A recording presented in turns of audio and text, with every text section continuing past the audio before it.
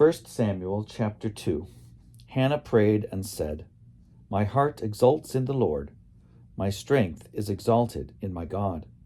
My mouth derides my enemies because I rejoice in your victory.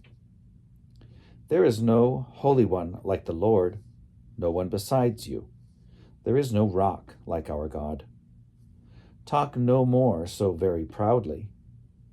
Let not arrogance come from your mouth, for the Lord is a God of knowledge, and by him actions are weighed.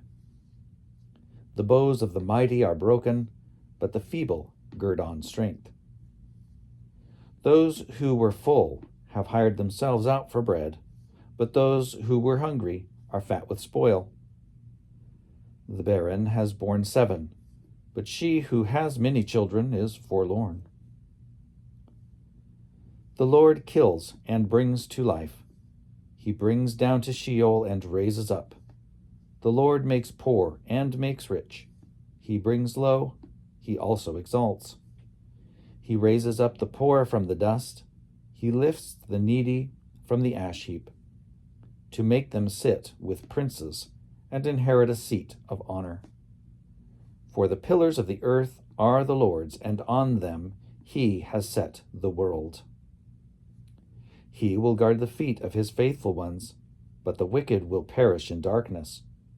For not by might does one prevail. The Lord, his adversaries will be shattered. The Most High will thunder in heaven. The Lord will judge the ends of the earth.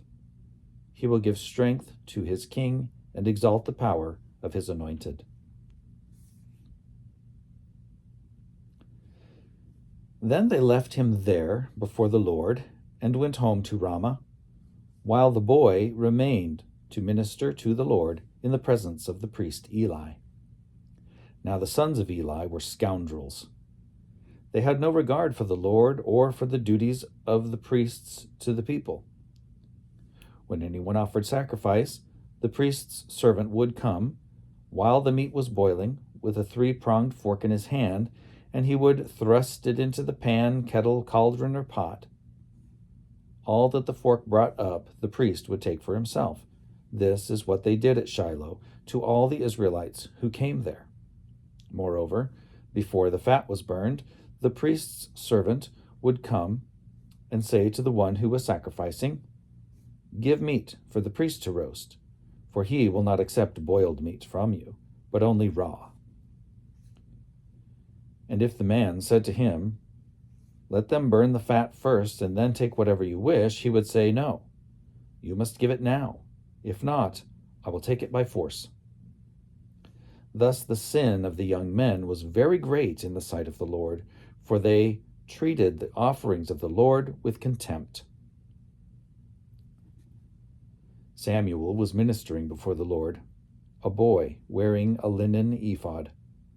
His mother used to make for him a little robe and take it to him each year when she went up with her husband to offer the yearly sacrifice. Then Eli would bless Elkanah and his wife and say, "May the Lord repay you with children by this woman for the loan that she made to the Lord." And then they would return to their home.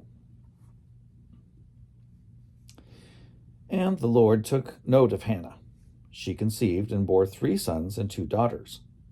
And the boy Samuel grew up in the presence of the Lord. Now, Eli was very old. He heard all that his sons were doing to all Israel, and how they lay with the women who served at the entrance to the tent of meeting. He said to them, "Why do you do such things? For I hear of your evil dealings from all these people. No, my sons, it is not a good report that I hear the people of the Lord spreading abroad. If one person sins against another, someone can intercede for the sinner with the Lord, but if someone sins against the Lord, who can make intercession?" But they would not listen to the voice of their father, for it was the will of the Lord to kill them. Now, the boy Samuel continued to grow, both in stature and in favor with the Lord and with the people.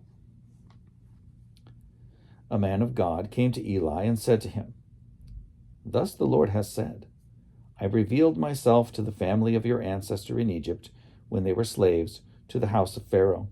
I chose him out of all the tribes of Israel to be my priest, to go up to my altar, to offer incense, to wear an ephod before me. And I gave to the family of your ancestor all my offerings by fire from the Israelites. Why then look with greedy eye at my sacrifices and my offerings, and honor your sons more than me, by fattening yourselves on the choicest parts of every offering of my people Israel? Therefore, the Lord, the God of Israel, declares, I promised that your family and the family of your ancestor should go in and out before me forever. But now, the Lord declares, far be it from me, for those who honor me I will honor, and those who despise me shall be treated with contempt. See, a time is coming when I will cut off your strength and the strength of your ancestors' family. No one in your family shall ever live to old age. The only one of you whom I shall not cut off from my altar shall be spared to weep out his eyes and grieve his heart. All the members of your household shall die by the sword. The fate of your 2 sons, Hophni and Phinehas, shall be the sign to you.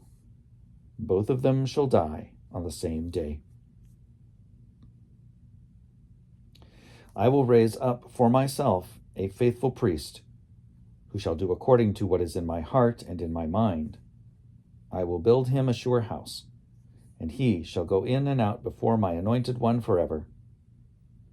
Everyone who is left in your family shall come and prostrate himself before him for a piece of silver or a loaf of bread, and shall say, Please put me in one of the priest's places, that I may eat a morsel of bread.